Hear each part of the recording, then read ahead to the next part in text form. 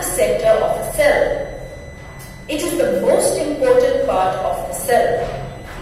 It controls all the activities of a cell and takes part in cell division. It decides the function which a cell will carry out after maturation. The structure of a nucleus is clearly observed with the help of an electron microscope. It is covered by a double-layered nuclear membrane.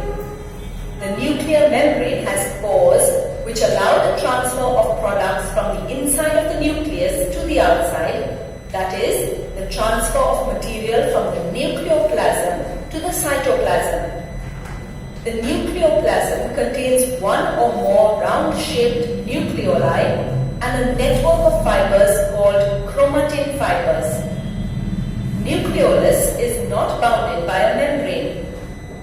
Nucleolus is a site of ribosome formation, hence it is known as factory of ribosomes. देखो, पूरे cell का main functioning work कौन करेगा? Nucleus. ठीक है, nucleus है वो double layered nuclear membrane से कवर होगा. जैसे कि सेल है वो सेल मेम्ब्रेन से कवर होता है. ठीक है, फिर प्लांट सेल में सेल मेम्ब्रेन के आउटसाइड भी एक लेयर होता है जिसे क्या बोलते हैं?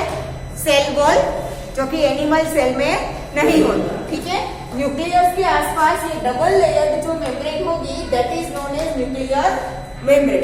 वो न्यूक्लियर मेम्ब्रेन में पोर्स होंगे. पोर्स मतलब कि छोटे छोटे होल्स होंगे जिससे मटेरियल अंदर बाहर आ सकता है. ठीक है, सेल के अंदर ये यहाँ पे जो लिक्विड होगा उसे हम क्या बोलते हैं? साइटोप्लाज्म. साइटोप्लाज्म में ये सारे ऑर्गेनेल्स सिचुएटेड होंगे. ठीक है, न्यूक्लियस के अंदर यहाँ पे जो न्यूक्लियर लिक्विड होगा उसे बोलते हैं प्रोटोप्लाज्म. क्या बोलते हैं उसे? प्रोटोप्लाज्म. दैट मीन्स की प्रोटोप्लाज्म में जो भी चीजें अंदर बनती है उसे फिर सेल को देना पड़ेगा ना बाहर के साइड. ठीक है, तभी वो सेल में से बाहर निकाल के पूरी बॉडी को वर्क करने में मदद करेगा. ठीक है, तो यहाँ पे जो प्रोड्यूस होता है वो पोर्स के थ्रू बाहर निकल के किस में आएगा? सेल के आउटर पार्ट में, जहाँ पे कौन सा लिक्विड होता है? साइटोप्लाज्म. मतलब कि प्रोटोप्लाज्म में से कोई चीज बाहर निकल के साइटोप्लाज्म में आती है. साइटोप्लाज्म में यहाँ पे जो भी ऑर्गेनेल्स है उन्हें वो चीज की अपने फंक्शन के लिए जरूरत होगी तो वो रखेंगे, वरना सेल के बाहर दे देंगे ताकि वो ट्रांसफर होके दूसरे सेल को मिल सके और पूरी बॉडी वर्क कर सके. ठीक है, चलो फिर न्यूक्लियस के बीच पार्ट में एक फिर से एक डेंस राउंड शेप होता है जिसे बोलते हैं न्यूक्लियोलस. क्या बोलते हैं उसे? न्यूक्लियोलस. न्यूक्लियोलस का अपना खुद का कोई मेम्ब्रेन नहीं होता. ठीक है, उसका कोई मेम्ब्रेन नहीं होता. न्यूक्लियोलस में मेन राइबोसोम्स प्रोड्यूस होते हैं. क्या प्रोड्यूस होते हैं? राइबोसोम्स. इसीलिए न्यूक्लियोलस को फैक्ट्री ऑफ राइबोसोम्स बोला जाता है. ठीक है, न्यूक्लियोलस के बाहर का जो लिक्विड मटेरियल है प्रोटोप्लाज्म, उसमें थ्रेड लाइक स्ट्रक्चर्स होंगे. That thread like structures are known as chromatin fibres. क्या है वो? क्रोमेटिन फाइबर्स है. हमने आगे देखा था कि सेल डिवाइड होते हैं. मैंने आपको समझाया था, याद हो तो आगे के लेक्चर में.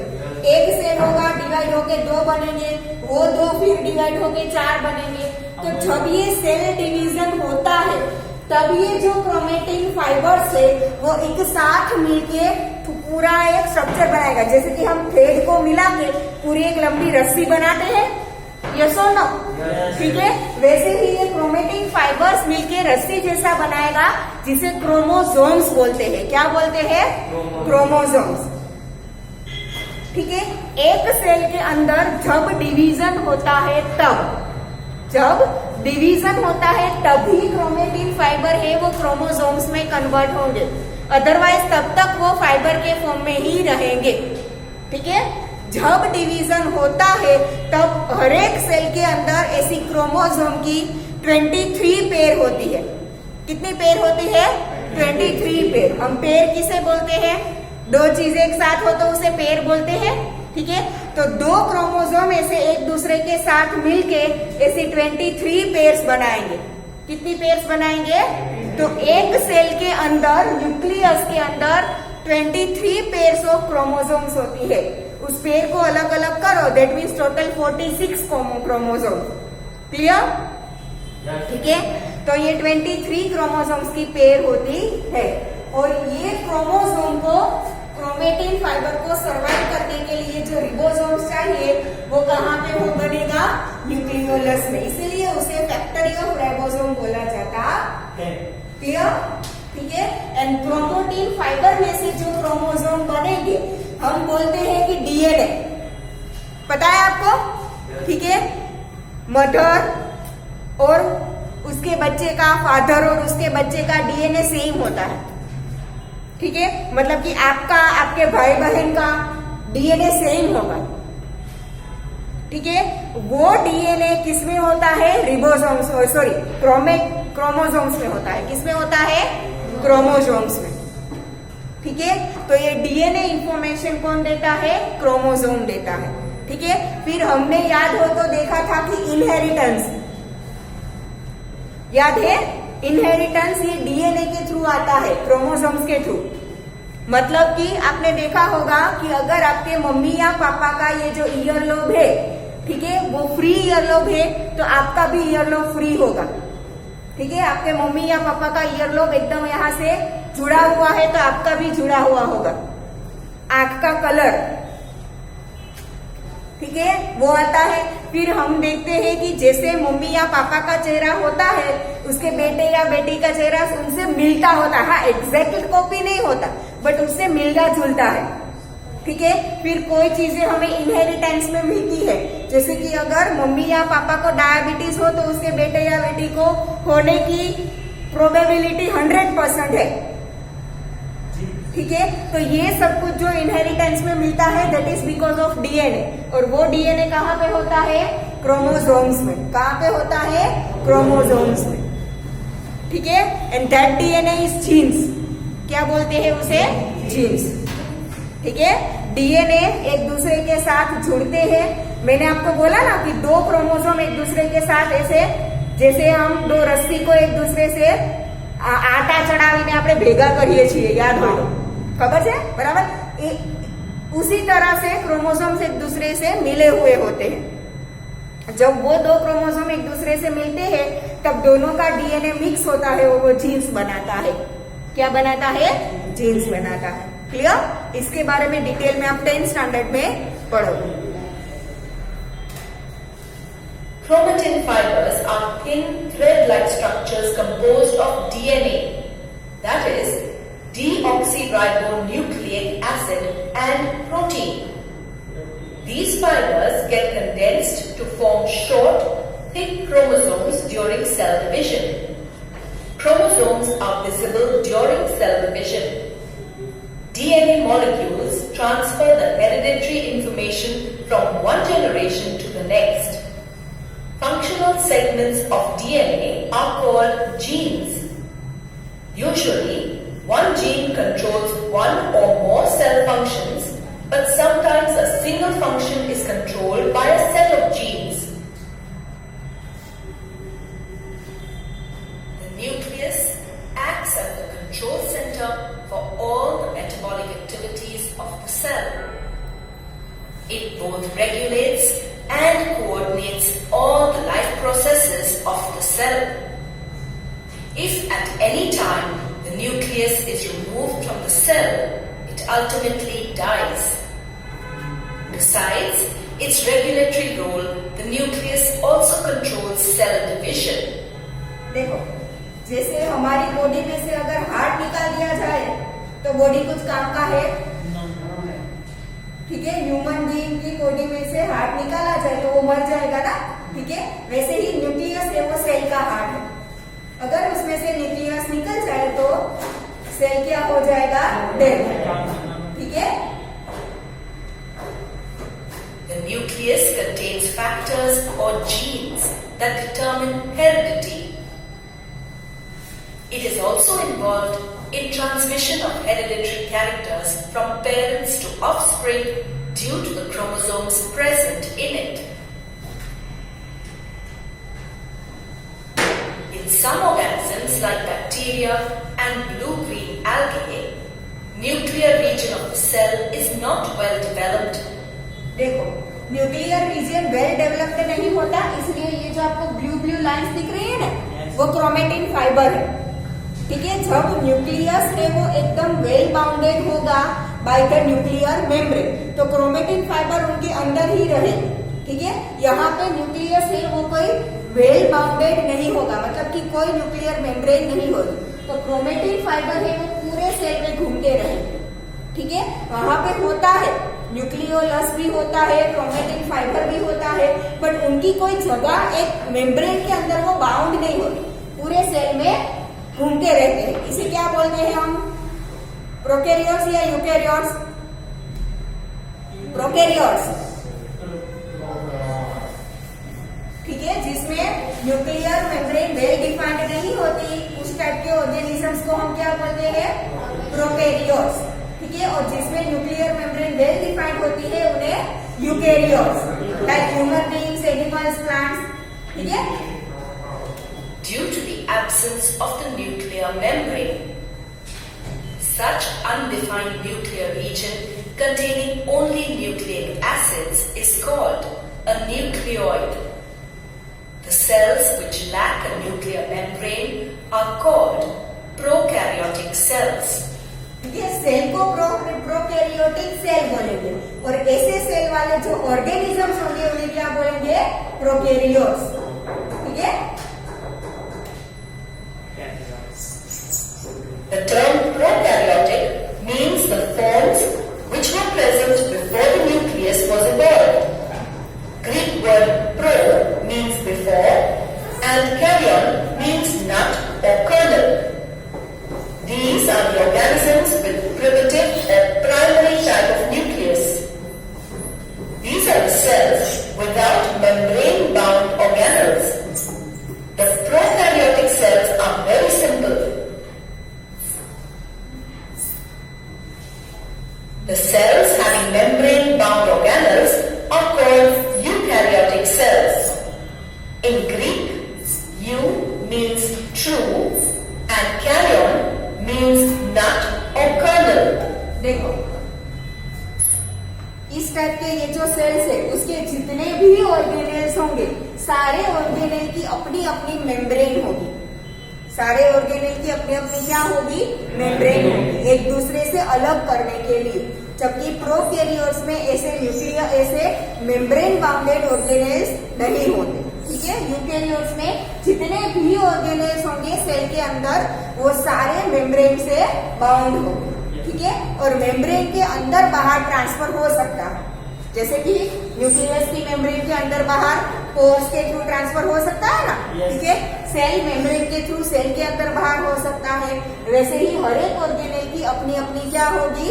मेम्ब्रेन होगी, और मेम्ब्रेन के अंदर बाहर मटेरियल ट्रांसफर हो सकता है, तभी तो मटेरियल का एक्सचेंज होगा और सेल पूरा सेल अपना काम करेगा। ठीक है,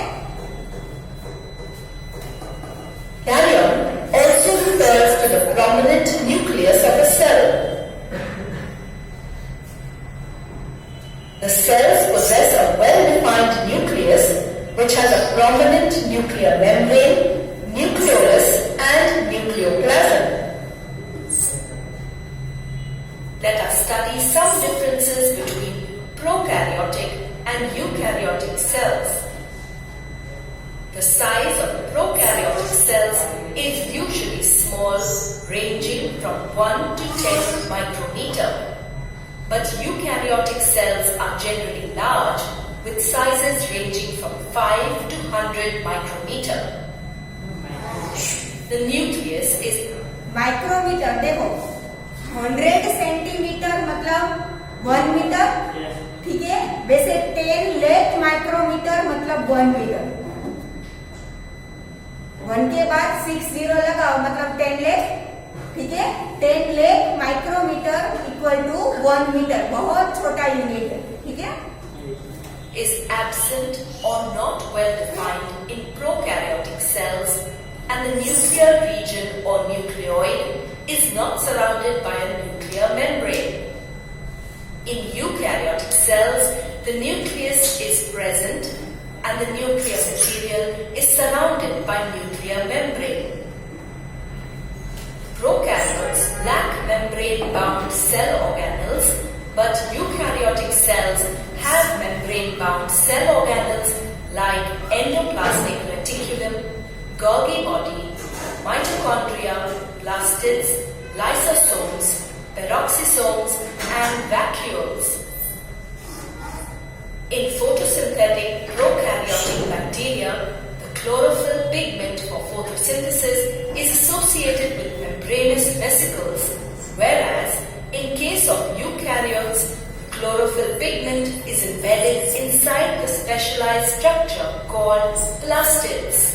देखो प्रोकैरियोटिक सेल में क्या बोला है? The chlorophyll pigment for photosynthesis is associated with membranous vesicles in photosynthetic prokaryotic bacteria.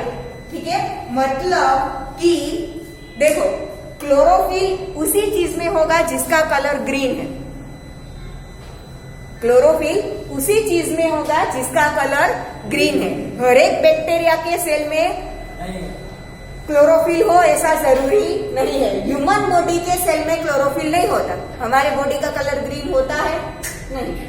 ठीक है, तो ये जो ब्लू ग्रीन एल्गे है ऑब्वियसली वो ग्रीन कलर की है, दैट मीन्स वहां पे क्लोरोफिल प्रेजेंट है। क्लोरोफिल है बट उसका कोई फिक्स पोजीशन नहीं होता। उसका कोई फिक्स पोजीशन नहीं होता। सेल का जो साइटोप्लाज्म होता है उसमें वो जैसे क्रोमेटिन फाइबर घूमते थे वैसे ही क्लोरोफिल भी घूमते हैं। ठीक है, जबकि यूकैरियोटिक सेल में क्या होता है? एक पर्टिकुलर डिवीजन होता है प्लास्टिड्स। जैसे न्यूक्लियस है वैसे ही एक ऑर्गेनेल है प्लास्टिड। वो प्लास्टिक के अंदर क्लोरोफिल होंगे और जैसे आप बुक के ऊपर बुक लगा के थप्पी बनाते हो वैसे क्लोरोफिल अपना बनाता है।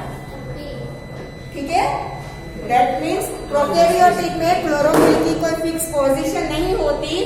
Pigment for photosynthesis associated with membranes vesicles.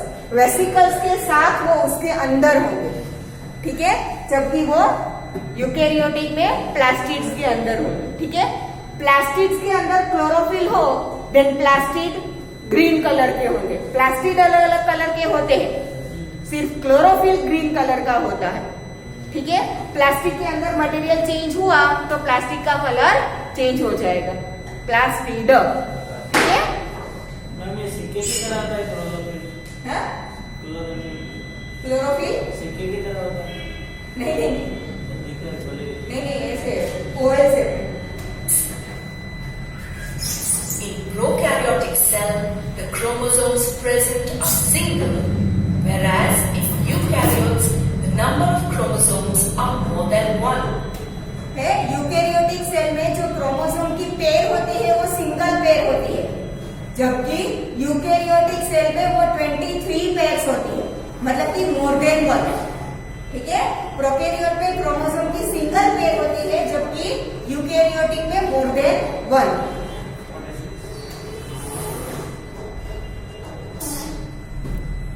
Cytoplasm. When we observe the cells of onion peel, the cells are flat. They are full of fluid which lies between the plasma membrane and nucleus. This fluid matrix is called cytoplasm. The cytoplasm is living and is constantly moving. It is a jelly-like substance. Many cell organelles lie in the cytoplasm. Cellular chemical reactions occur in the cytoplasm. In animal cells, cytoplasm is more granular and dense, while in plant cells it is thin. It is mostly pushed to the periphery due to a larger central vacuole.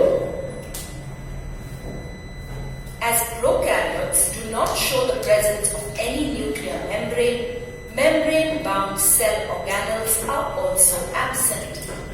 On the other hand, the eukaryotic cells have well-developed nuclear membrane as well as membrane-enclosed organelles. Membranes are one of the most important part of the cell. This can be explained with the help of an example of a virus. A virus lacks membranes and do not show any characteristics of life until it enters a living body and multiplies inside the organism.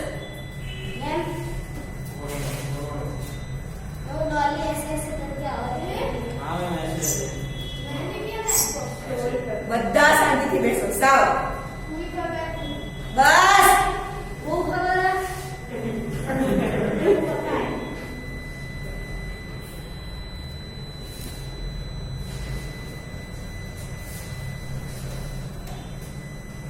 Endoplasmic reticulum ER. Endoplasmic reticulum is the endoplasmic reticulum के हमने दो types देखे थे, कौन कौन से थे? Rough endoplasmic reticulum and smooth endoplasmic reticulum. Rough को हम शॉर्ट में RER बोलते हैं और स्मूथ को हम शॉर्ट में ACR बोलते हैं, है ना? एंड एंडोप्लाज्मिक रेटिकुलम को ER। क्लियर? ठीक है? ये जो आपको ये डार्क रेड कलर का जो दिख रहा है, दैट इज एंडोप्लाज्मिक रेटिकुलम। ठीक है? ऐसे ऐसे ऐसे पूरा न्यूक्लियस के आसपास होगा। ठीक है? और हाँ, स्मूथ और रफ एंडोप्लाज्मिक रेटिकुलम में डिफरेंस क्या है?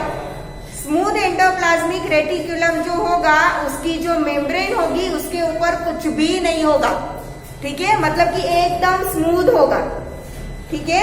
जबकि जो रफ एंडोप्लाज्मिक रेटिकुलम होती है उसकी मेम्ब्रेन के ऊपर रिबोसोम्स होंगे। ठीक है? हमारी स्किन के ऊपर अगर कुछ चिपका हो और अगर छुओ तो वो रफ लगती है कि नहीं? है ना? तो वैसे ही अगर एंडोप्लाज्मिक रेटिकुलम की मेम्ब्रेन के ऊपर रिबोसोम्स चिपके होंगे तो वो क्या लगती है? उसमें ऐसा लगता है कि खाचा खाचा हो जाए, बराबर? इसीलिए उसे रफ एंडोप्लाज्मिक रेटिकुलम बोला जाता है। ठीक है? अभी आएगा इसे। The intracellular transport system of a cell. It is a large net. देखो, intracellular transport system of a cell मतलब कि सेल के अंदर के ऑर्गेनेल्स को एक दूसरों को एक मटेरियल जो प्रोड्यूस होता है वो ट्रांसपोर्ट करने का काम करता है। ठीक है? न्यूक्लियस में से जो मटेरियल बाहर निकला उसे पहले खुद लेगा, फिर बाकी सारे ऑर्गेनल को वो ट्रांसपोर्ट करेगा, एक ट्रांसपोर्ट मीडियम की तरह काम करता है।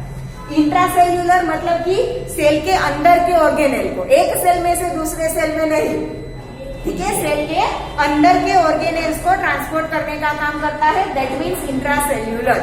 ठीक है? और अगर एक सेल में से दूसरे सेल में जाएगा तो उसे इंटरसेल्युलर बोला जाता है। क्या बोला जाता है? Intercellular. Clear? Network of membrane bound, fluid filled, interconnecting tubules and sheaths. ER is continuous with the plasma membrane on the outer face and the nuclear membrane on the inside.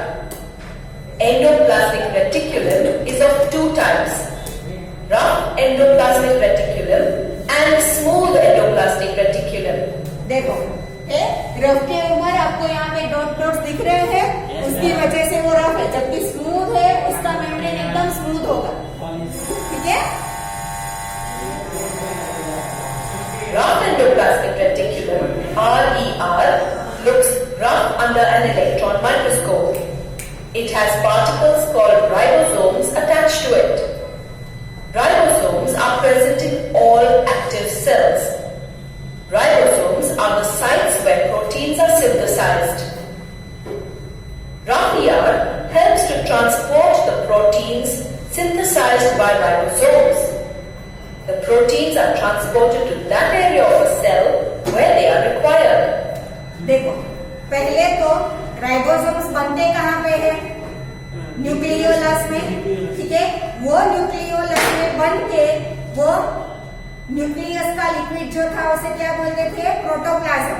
Protoplasm में आएगा, वहां से nuclear membrane में से बाहर निकल के कहाँ पे जाएगा? रफ RER के पास।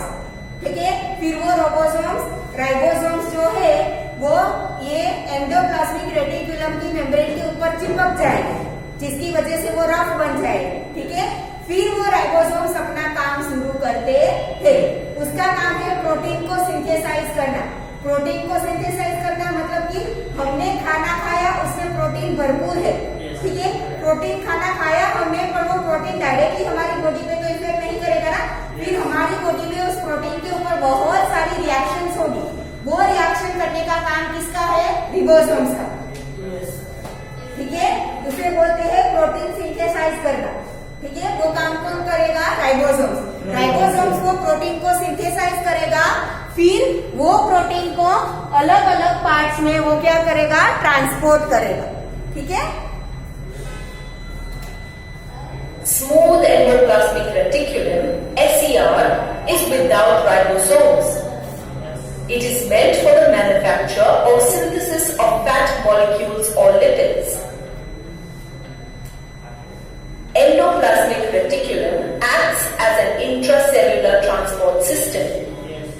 It acts as a supportive framework for a cell.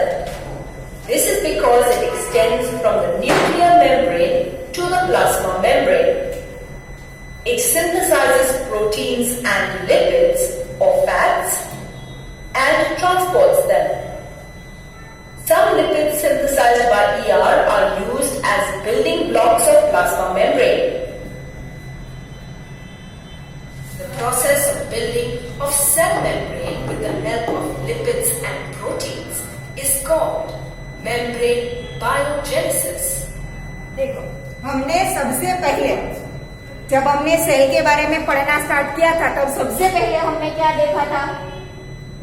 Plasma membrane, मतलब कि सेल का आउटर लेयर। जैसे हमारी बॉडी का आउटर लेयर स्किन है, ठीक है, वैसे सेल का आउटर लेयर सबसे पहले हमने प्लाज्मा मेम्ब्रेन देखा था, ठीक है। वो प्लाज्मा मेम्ब्रेन किन चीजों से बनी है? लिपिड्स एंड प्रोटीन से बनी है। किससे बनी है? Lipids and proteins. तो लिपिड्स और प्रोटीन की मदद से ये जो प्लाज्मा मेम्ब्रेन बनने की प्रोसेस है, उसे क्या बोलते हैं? बायोजेनेसिस, ठीक है। The process of building of cell membrane. Cell membrane and plasma membrane both are same थी, एक ही चीज के दो अलग अलग नाम है, ठीक है। तो लिपिड्स और प्रोटीन में से ये सेल मेम्ब्रेन को बिल्ड करना, मतलब कि उसके बनाने की जो प्रोसेस है, उसे क्या बोलते हैं? बायोजेनेसिस। क्लियर?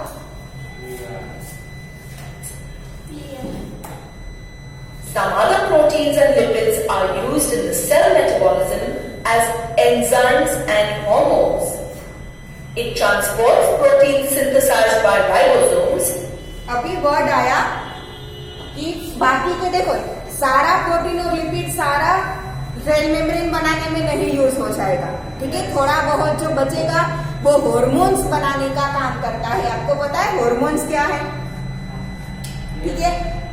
आपने देखा होगा कि आपके बहुत सारे फ्रेंड्स जब आप छोटे छोटे थे, सेकेंड थर्ड स्टैंडर्ड में, तब आपकी स्किन पर पिंपल्स वगैरह नहीं आते थे, ठीक है। जैसे एज बढ़ती जाती है, आपने देखा होगा कि जो 11-12 स्टैंडर्ड के स्टूडेंट्स है या तो कॉलेज में पढ़ते हुए स्टूडेंट्स है, उनकी स्किन पर बहुत सारे ऐसे लोग हो गए जिनकी स्किन पर पिंपल्स होते हैं, ठीक है। किसी की स्किन पर नहीं होते, सबके होती है, ऐसा जरूरी नहीं है, ठीक है। तो that is because of hormones, ठीक है। आपकी एक एज बढ़ने के बाद 10 to 11 ईयर्स, 10 से 11 साल के आप जब होते हो, तब से आपका एडोलसेंस स्टार्ट होता है। क्या होता है? एडोलसेंस। आपने 8th स्टैंडर्ड में पढ़ा होगा ना, ठीक है। तब से आपका क्या स्टार्ट होता है? एडोलसेंस स्टार्ट होता है। और वो कब खत्म होता है? 18 to 19 ईयर्स। तो अभी जो आपकी एज है, आप एडोलसेंस कहलाते हो। आप क्या हो? एडोलसेंस हो। आपका दूसरा नाम बनेगा टीनेजर्स, ठीक है। तो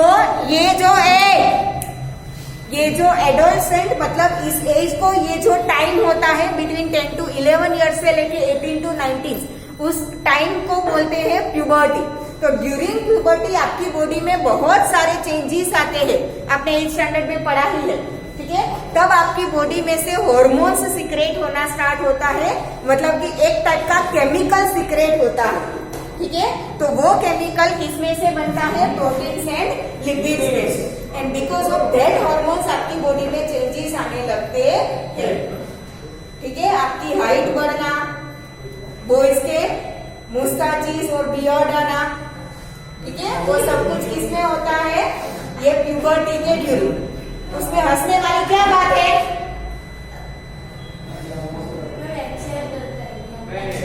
That is RER.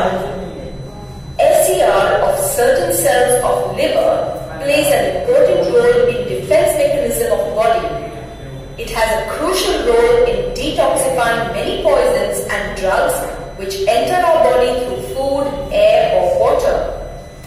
देखो, लीवर के जो सेल होते हैं उसका जो स्मूथ एंडोप्लाज्मिक रेटिकुलम है वो हमारी बॉडी में पॉइजन को डिटॉक्सिफाइंग करने का काम करता है।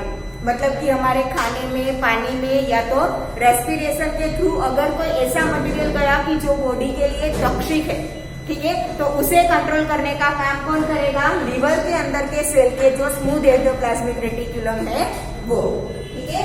अगर लीवर में कोई प्रॉब्लम आ गया तो फिर वो काम नहीं होगा और वो लोग ज्यादा बीमार पड़ते हैं क्योंकि वो पॉइजन को डिटॉक्सिफाई करने वाले सेल्स अब अच्छी तरह से काम नहीं कर रहे, ठीक है। The toxins are made water soluble so that these water soluble toxins may be excreted through urine. Golgi apparatus